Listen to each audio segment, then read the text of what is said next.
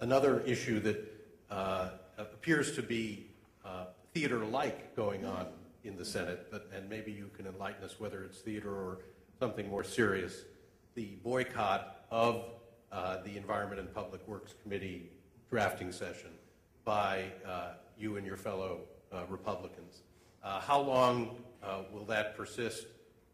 And Senator Johans, who was here before, said that certainly there would be a bill out of committee. You've said the same thing. When might that be? And you can disavow my notion of theater if you wish.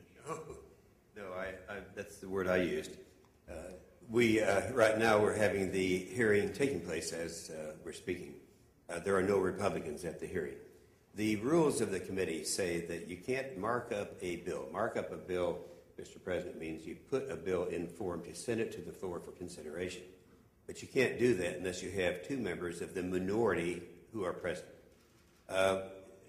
When we were a majority and I was chairman of the committee, we had several things we were trying to pass, in which case the minority would boycott by not showing up. A good example is when Mike Leavitt was to be confirmed to be the director of the EPA. Well, they just didn't show up, so they boycotted. We have never done that until now. We made a request way back it's been about 4 months ago, that when they come up with the Kerry-Boxer bill, we want to see an analysis by the Environmental Protection Agency, exactly the same request that they made of us on the Clear Skies legislation 5 years ago. We, for 2 years, had hearings, and 2 years after all the hearings, everything, all the analyses, we had a vote in the committee. They want to do in 2 weeks what we took 2 years to do, and they refused. The EPA is ready to start an analysis. It would take probably 3 weeks, maybe 4 weeks, but they don't want the analysis. And the reason they don't want the analysis, ladies and gentlemen, is that they know they'll come up and confirm the cost. Unfortunately, Mr. President, we've had to just forget about the science argument here. I know you don't like that, Lord Moncton, any more than I do, but because the science is mixed, the one thing that isn't mixed is the cost.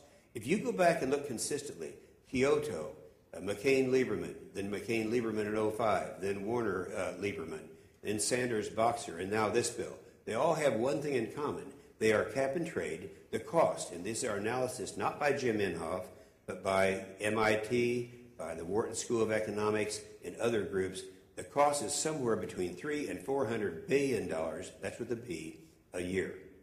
Now, when people realize that and realize that by doing this you're not going to accomplish anything, they reject it, and that's exactly what's happened. Some of you, and Mr. President, you probably saw on TV back during the August recess, all of the town meetings, the outrage of the American people. That was on 2 issues, socializing medicine and cap and trade, and the people haven't forgotten. I'm going to have to leave the voting. Ladies and gentlemen, Senator Inhofe has to go to a vote. Let's give him a round of applause, please.